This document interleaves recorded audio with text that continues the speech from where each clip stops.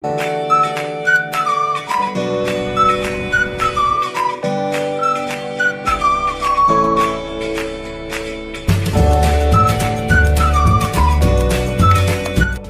Deus é brasileiro, o Papa é carioca.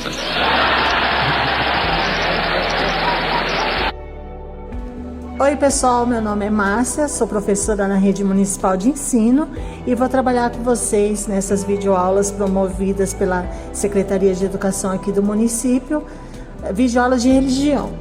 O tema de hoje é Deus é brasileiro? Eu sempre cresci ouvindo dizer que Deus é brasileiro. E uma vez eu perguntei para o meu pai e ele disse que realmente o Brasil é um país muito querido por Deus. Nós não temos grandes desastres naturais, nós não temos guerra no nosso país e o Brasil, por si, é um país muito religioso. Você pode ver na sua família quantas pessoas são religiosas, você pode ver entre seus amigos e comprovar realmente que o Brasil é um país muito religioso. Mas, como a sua palavra não basta, a minha palavra não basta, a gente vai ver alguns dados do IBGE. A primeira estatística que nós temos é do ano de 1991, em que a religião católica apostólica romana tinha 83% de pessoas praticantes e 9% de pessoas evangélicas, 1% de espíritas, menos 1% de Umbanda e Candomblé e outras religiosidades, quase 1,5%. E apenas 4,7% de pessoas sem religião. E a gente pode ver um decrescimento da religião católica apostólica romana em detrimento do crescimento das igrejas evangélicas. Em 2000, há 21 anos atrás, eram 73% da população católica e 15% da religião evangélica. Os espíritas de Umbanda, Candomblé e outras religiosidades aumentaram um pouco, mas a gente pode notar 3 pontos acima das pessoas sem religião. E em 2010, que são os últimos números que nós temos, 64% de católico apostólico romano e 22% das igrejas evangélicas, 3% espíritas, 1% da Umbanda e Candomblé e outras religiosidades 3%. E a população sem religião em 2010 era 7%. Eu estou muito curiosa com novos dados, mas infelizmente não tem ainda. O catolicismo ele foi trazido ao Brasil pelos missionários jesuítas, logo no descobrimento. Então, o objetivo deles era catequizar os índios, para que os índios fossem seguidores de Cristo. E a Igreja Católica, durante 2 séculos, foi determinante aqui no Brasil. Tanto que só lá pelo século XIX que apareceu as primeiras igrejas protestantes. Tanto que a Igreja Católica era presente no Brasil. E esse evento aconteceu justamente quando o Brasil deixou de ser uma monarquia e passou a ser república.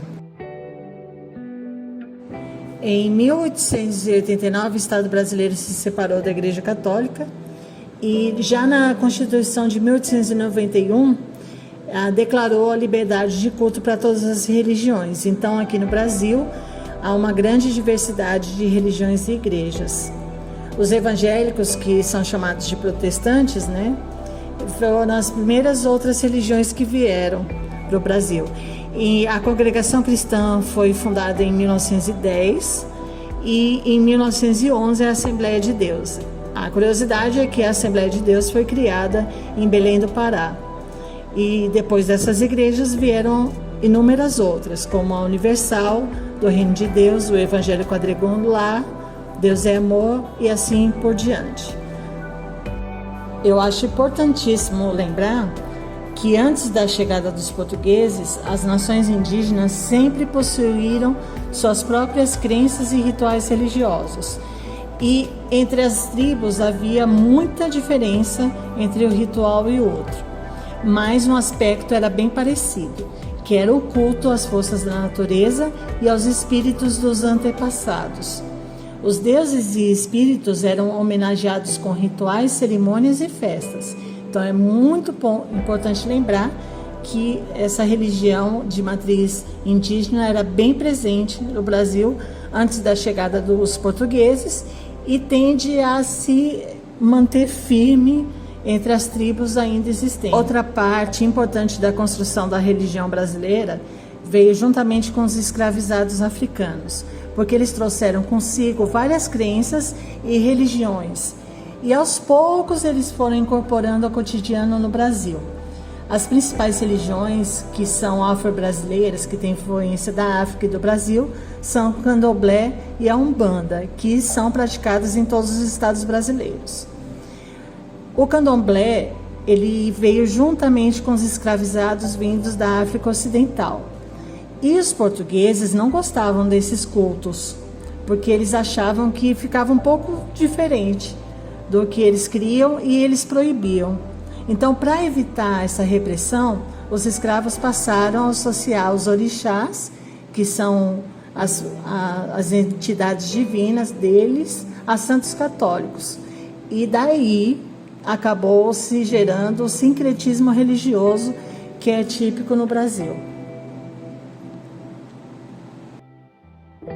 O sincretismo religioso ele acontece quando um sistema de crenças ele absorve outro sistema de crenças. E isso acontece demais aqui no Brasil.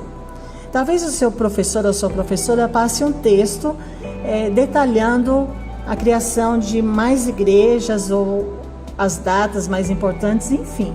Ele que vai decidir. A nossa aula termina aqui. Eu espero que você faça as tarefas bem caprichadas e a gente se fala na próxima videoaula.